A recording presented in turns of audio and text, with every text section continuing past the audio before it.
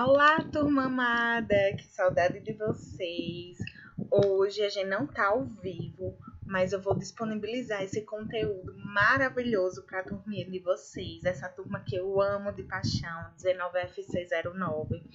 E aí é um assunto assim extremamente importante para a gente estar aprendendo e quando a gente voltar para a nossa rotina normal, a gente vai estar colocando em prática na sala de aula, combinado?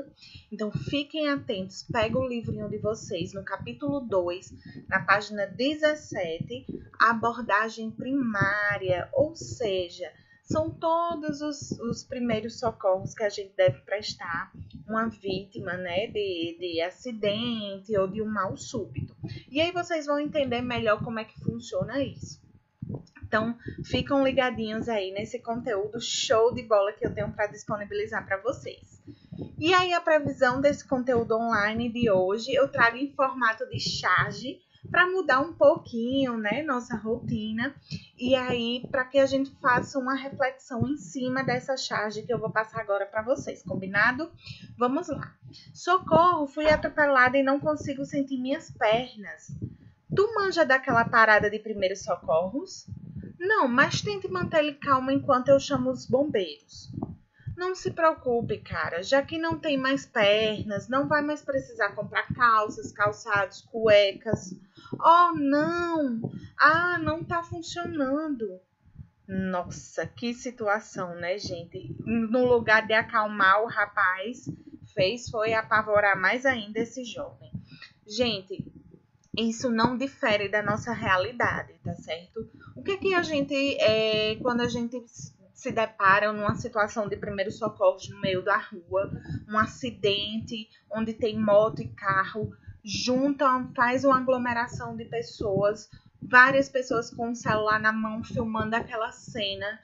Muitas vezes um familiar que está em casa recebe a notícia através de uma situação dessa pelo WhatsApp, né? Que é uma coisa super desconfortável, onde pode estar gerando aí até outros problemas de saúde para a pessoa que está recebendo essa mensagem. Isso é muito preocupante, então eu trouxe essa charge para a gente refletir um pouquinho sobre isso, com as nossas condutas do dia a dia, né? Como é que as pessoas estão se portando diante de uma situação séria, né? E aí rola entre os grupos de WhatsApp essa questão de acidentes, de cenas fortes, de cenas chocantes. Eu vejo até os alunos dizendo assim, professora, mas a senhora não é enfermeira, não gosta de receber essas coisas? Eu disse, não, gente, eu não gosto. É uma situação que eu não quero estar vendo durante o meu dia a dia.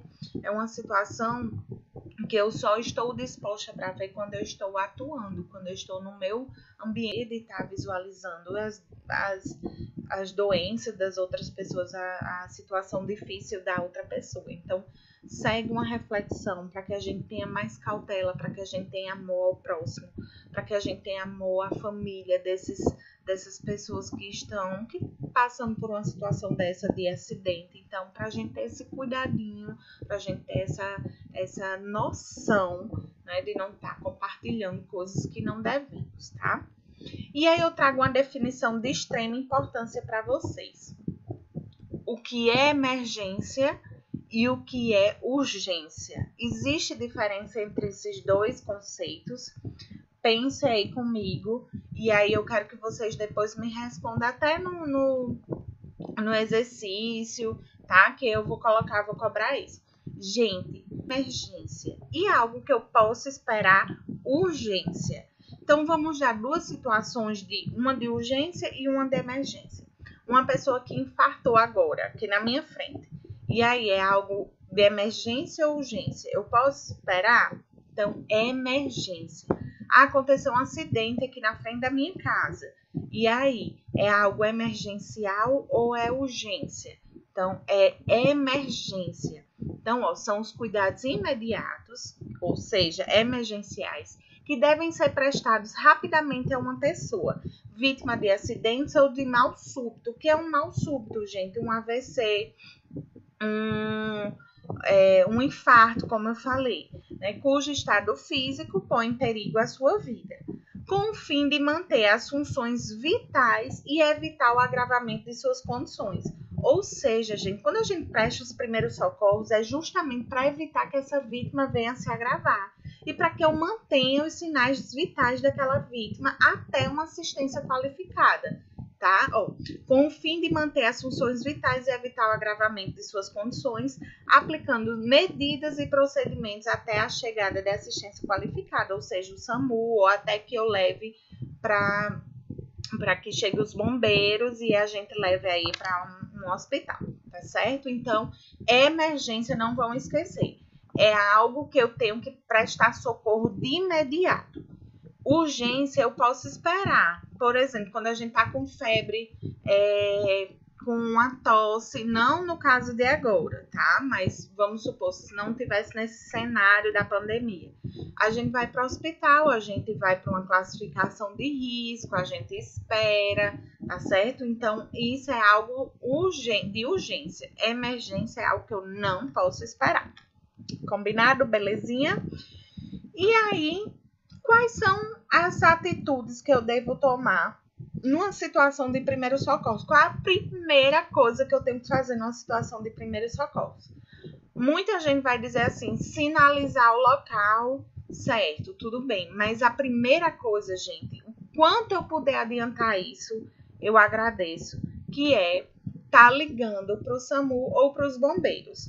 Quando eu digo bombeiros, se tiver algum acidentado preso em ferragens ou tiver risco de pegar fogo no local, então a gente chama os bombeiros, tá certo? Depois a gente conversa com a vítima para saber, se eu não tenho equipamentos, luvas, até aqui, tá super errado, a gente coloca até para chamar a atenção de vocês. Não é para pegar na vítima, tocar, movimentar a vítima sem luvas. O correto é deixar a vítima lá, tá certo? E se a gente não tem o material, os equipamentos de proteção de uso individual, a gente não pode mexer, tá? A gente não pode pôr em risco a nossa vida. E depois a gente vai para a anamnese. O que seria a anamnese? Saber toda a história do paciente, tá certo? Isso aí já é uma situação bem depois, tá? Mas de antemão, se você conseguir ligar para o SAMU, você já está prestando socorro, tá? A gente acha que prestar socorro é botar a mão, né, lá e fazer as massagens cardíacas. Não. Depois eu trago aí para vocês os mandamentos dos socorristas. Gente, qual é o perfil de um socorrista? Como é que um socorrista ele tem que se portar? Vamos lá. Primeira coisa, manter a tranquilidade. Se eu sou um socorrista que não tenho tranquilidade, gente, eu não vou ser um bom socorrista. Como é que eu vou passar tranquilidade para a vítima se eu já estou apavorado, nervoso? Não podemos, né? Depois temos a ordem de segurança. Primeiro eu, segundo equipe e terceiro vítima. Como assim, Priscila? A prioridade não é a vítima? Vamos pensar. Vamos supor que tem um local de um acidente, onde se eu chegar lá perto, eu posso correr risco. Posso correr risco de repente vir um carro, porque é numa curva e numa ladeira, e aí me matar, atropelada, porque não tem como sinalizar direito o ambiente, o local. Eu vou pôr em risco a minha vida? Não. Vamos dizer outra situação. Vamos supor que está tendo um tiroteio em uma comunidade, certo? E lá em Felipe Camarão. E lá nessa comunidade tá tendo esse tiroteio e tem uma vítima infartando lá, certo? Uma senhora, a mãe de alguém que está infartando com toda essa situação. Vamos ligar para o SAMU. O SAMU, se não sinalizar o SAMU, que é numa comunidade e que está tendo tiroteio, o SAMU não vai estar lá com os policiais. Eles vão entrar, gente, nessa comunidade? Jamais, porque eles não vão pôr em risco a vida deles para salvar a outra. Priscila, isso é muito injusto. Mas pensa aí, eu tenho uma família, eu tenho filhos em casa, eu tenho uma mãe me esperando. Então é justo a gente pôr em risco a minha vida para poder salvar a outra, né? Então a gente tem que ter muito cuidado com isso aí. Então, primeiro eu, segundo a minha equipe, eu tenho que garantir a minha segurança e a segurança da equipe. Afinal de contas, quando a gente presta os primeiros socorros, a gente não está querendo aumentar o número de vítimas, e sim salvar aquelas que estão já em perigo, certo? Liderança. O que é ser líder? Vamos supor, eu vejo que tem várias pessoas na minha frente fazendo aglomeração em cima de uma vítima que está lá no chão, que acabou de sofrer um acidente. Eu como socorrista, eu digo assim, ó, você liga para o SAMU, você aí vá atrás de um papelão para fazer sombra, para a gente tá protegendo um pouco essa vítima. Você vai afastando o pessoal que está, os curiosos. Então, isso é ser líder, é poder delegar funções, tá certo? Isso é o papel de um socorrista. Dá preferência às vítimas com maior risco de vida. Vamos lá, o que é isso? Vamos supor que só tem eu de socorrista e tem 3 vítimas no chão. Quem é que eu vou atender primeiro? Aquela que está com maior risco, tá certo? E aí, qual é esse maior risco? Vamos supor que tem uma com massa encefálica no chão, ou seja, parte do cérebro no chão. Outra que está com pulso fraco e outra que está sem pulso. Quem é que eu priorizo? Eu vou fazer manobra nessa que está com a massa encefálica no chão? Não, ali eu já estou vendo que ela não tem mais vida. Aquela que está com pulso fraco, ela consegue aguentar mais do que a que está sem pulso. Então, eu vou iniciar a manobra de reanimação nessa que está com pulso, sem pulso. Então, essa é a minha prioridade, certo? Impedir que testemunhas removam o manuseio acidentado, afastando do local do acidente, evitando assim causar o chamado segundo trauma, isto é, não ocasionar outras lesões ou agravar as já existentes. Gente, isso é algo muito sério e que infelizmente já é algo tão batido, mas mesmo assim a gente ainda vê essa cena se repetindo, de pessoas tirando o capacete da vítima, né, que foi uma vítima aí de acidente de moto, pessoas movimentando a vítima do local, que a gente sabe que não pode mexer, porque de repente quebrou várias costelas, e se num movimento desse a gente pode perfurar o pulmão dessa vítima e aí levar essa vítima a óbito. Então a gente tem que ter muito cuidado com isso aí, tá certo? Agora vamos falar sobre a abordagem primária, que são os passos que a gente deve seguir numa assistência de primeiros socorros. E aí tem essas letrinhas, que essas letrinhas sempre caem nas minhas avaliações, caem em concurso, que eu costumo dizer que para a gente memorizar, eu costumo dizer que é CABIDE, ó, C-A-B-D-E. É essa sequência. E cada letrinha dessa tem um significado que eu vou passar para vocês, tá? O C significa circulação. O A significa controle cervical e vias aéreas. O B, respiração. O D, avaliação neurológica. E o E, exposição da vítima. Gente, circulação é o pulso. Então, a primeira coisa que eu tenho que fazer assim que eu me deparo com a vítima, verificar o pulso. Gente, se for sempre do lado do polegar, tá? A gente já aprendeu isso na aula passada. Mas se for uma vítima que a gente viu que foi um acidente grave, eu prefiro verificar o pulso carotídeo e não os pulsos das extremidades, porque pode ter tido alguma lesão aí e não tá tendo uma perfusão sanguínea adequada. Então, primeira coisa que eu devo fazer ao ver uma vítima no meio da rua acidentada, primeiro eu tenho que estar de luvas. Segundo, checar o pulso, tá certo? Porque de luvas, gente, porque pode ter sangue e se a gente pegar no sangue, a gente pode se contaminar. Então, ó, circulação, procurar o pulso carotídeo. Não encontrado o pulso, a gente precisa realizar a reanimação. Ó, vou puxar até para cá para vocês observarem. Como é que é feita essa reanimação? Ó, reanimação cardiopulmonar, onde vamos realizar 30 massagens e 2 ventilações. Como assim, Priscila? Eu vou entrelaçar os dedos, vou fixar essa parte, tá? Na parte próximo do externo, tá certo? No externo, que é bem aqui, ó. Mas aí vocês vão ver bem direitinho isso na prática. Não dá para vocês terem, aqui é só ter uma noção. E eu vou fazer essa reanimação. Tá vendo que tem que ter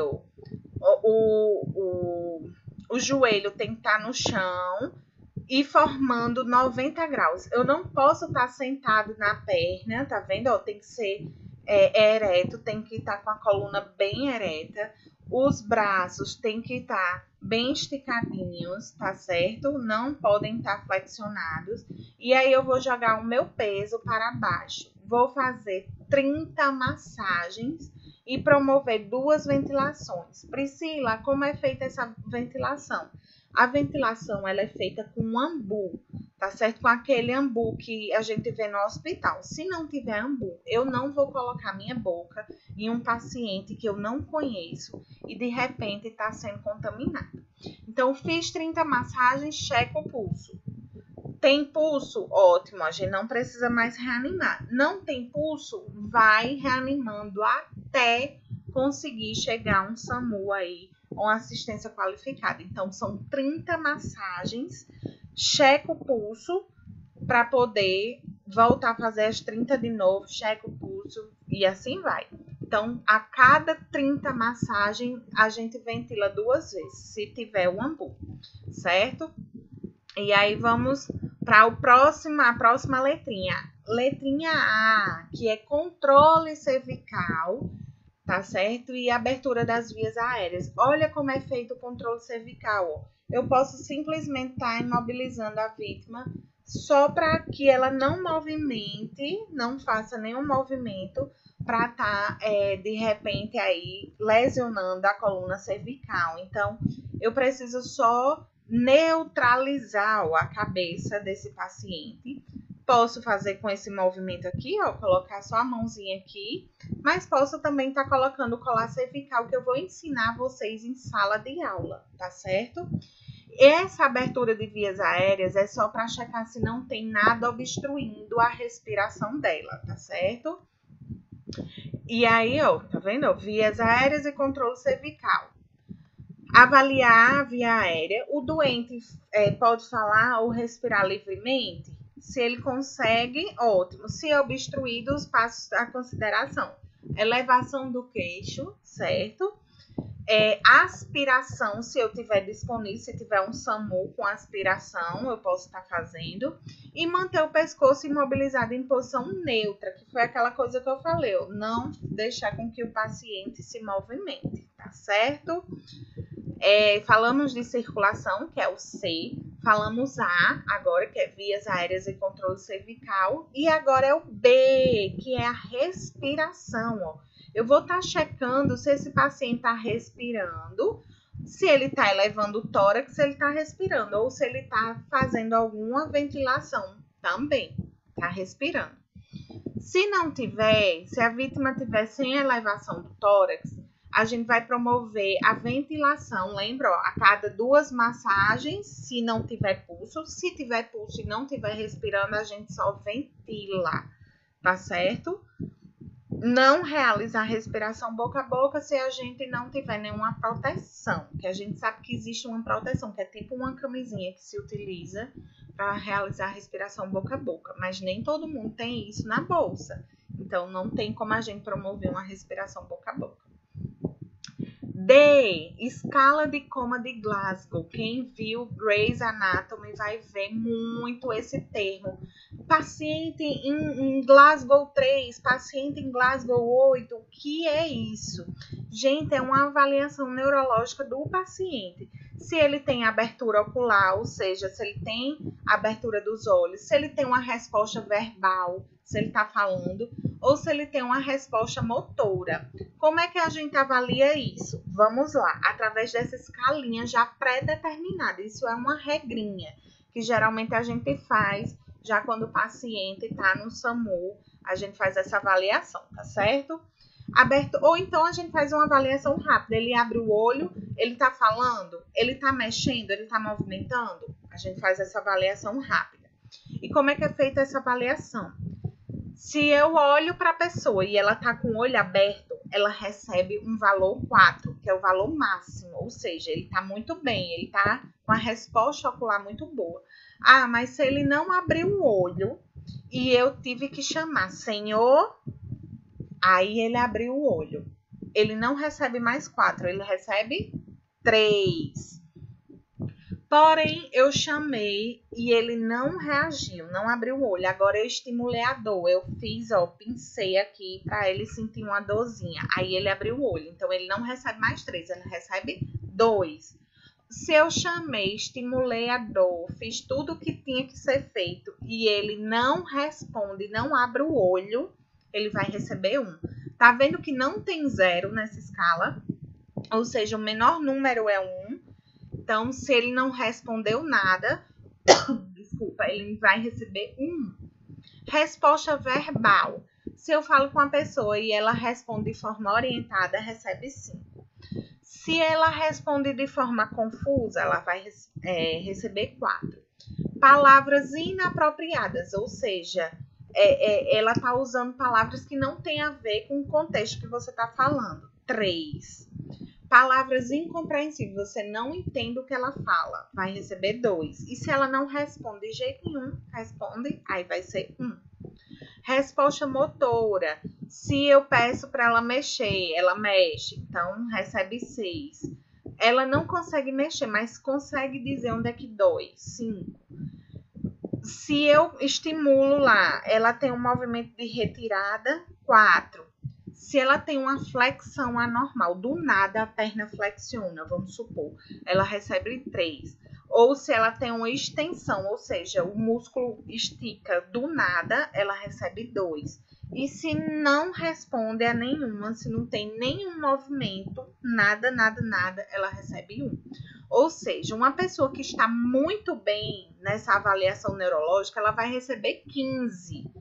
Uma pessoa que está muito mal, ela vai receber 3. Então, quando vocês ouvirem paciente em Glasgow 15, ele está excelente. Agora, paciente em Glasgow 3, ele está muito ruim, muito grave. Se a pessoa estiver entubada, só tem como avaliar a resposta motora e a resposta ocular. A verbal não entra nessa avaliação porque ela não está entubada, como ela vai falar. Então, o máximo que ela pode receber é 8. Combinado? E por último, a letrinha E, que é a exposição da vítima. Eu vou saber se essa vítima está tendo algum sangramento, como é que ela está. Eu tenho que colocar ela imobilizada em cima dessa prancha para poder levar. Então, eu vou avaliar se tem algum ferimento, alguma hemorragia, alguma coisa grave nessa vítima. E ter o cuidado com o pudor dela, né? A privacidade, certo? Olha que dado importante que eu trago para vocês. Nessa abordagem primária, uma pessoa sem receber a reanimação, tipo, teve uma parada e não recebeu a reanimação, com 10 segundos ela já perde a consciência. 4 minutos sem reanimar, acabam as reservas de glicose. Tipo, ela teve uma parada e não, 10 segundos sem receber assistência, perde a consciência. 4 minutos sem receber a assistência, acabam as reservas de glicose. Glicose é energia, fonte de energia. 6 minutos vai ter uma queda da energia severa e começa a ter um dano celular. E 16 minutos sem assistência, gente, sem reanimar a pessoa, morte cerebral completa. Ou seja, como é importante a gente saber esses primeiros socorros, saber como reanimar, saber como fazer essa dinâmica dessas letrinhas que eu vou fazer com vocês em sala de aula, certo? Então, 84% das paradas cardíacas ocorrem em residências. Uma pessoa em parada perde 10% de chances de sobreviver a cada minuto sem reanimação, sem ajuda. Então, é muito importante aprender esses primeiros socorros, tá certo? Então, o Dia Nacional da Reanimação Cardiopulmonar é comemorado no dia 29 de agosto. Eu espero que vocês tenham compreendido o nosso assunto de hoje. Claro que nada se compara à parte prática que a gente vai realizar quando estiver em sala. Vamos botar a mão na massa, vamos simular, vai ser show de bola. Mas aí, para a gente revisar e para a gente fazer uma orientação aqui em relação à nossa atividade, eu trago algumas perguntas para vocês. Qual das medidas deve ser feita em uma vítima de acordo com a abordagem primária? E aí, quais são as medidas? Qual das medidas deve ser feita em uma vítima de acordo com a abordagem primária? E aí, toda aquela situação que a gente falou, circulação, lembra? Que mais? Controle cervical e abertura das vias aéreas, respiração, avaliação neurológica e o que mais? Exposição da vítima. É aquela sequência de letrinhas. Em caso de acidentes, o socorrista deve seguir qual ordem de segurança? Primeiro eu, segundo vítima, será? Não, primeiro eu, segundo minha equipe e terceiro a vítima. Essa é a ordem de segurança que a gente deve seguir. Qual a diferença de urgência e emergência? A gente falou isso no início do conteúdo, não vou dar mais spoiler. Quantas massagens a gente deve realizar e quantas ventilações devem ser realizadas em uma vítima com parada cardiorrespiratória? Eu falei que eram tantas massagens e tantas ventilações para depois checar o pulso. Então, não esquecem, marca aí a alternativa correta na nossa atividade. Entrega essa atividade no prazo. Temos aí um prazo de 7 dias. Eu não quero vocês deixando essa atividade para depois, porque precisamos contabilizar a frequência de vocês, tá certo? E aí, o nosso próximo conteúdo online, a gente vai estar falando sobre complicação da circulação. Conto com a ajuda de vocês, é um assunto de extrema importância, vai ser show de bola. Deixo o meu beijo e até a nossa próxima semana. Vou estar agora disponível com vocês no WhatsApp para tirar todas as dúvidas, tá certo? Tchau, tchau e até a próxima. Se a gente espalha coisas boas por onde passar, a vida se encarrega de trazer outras melhores ainda. Então, deixo aqui muitas coisas boas para vocês, para que eu possa estar retornando aí com muita positividade, tá certo? Beijinhos, tchau, tchau e até o nosso próximo conteúdo online. Até mais!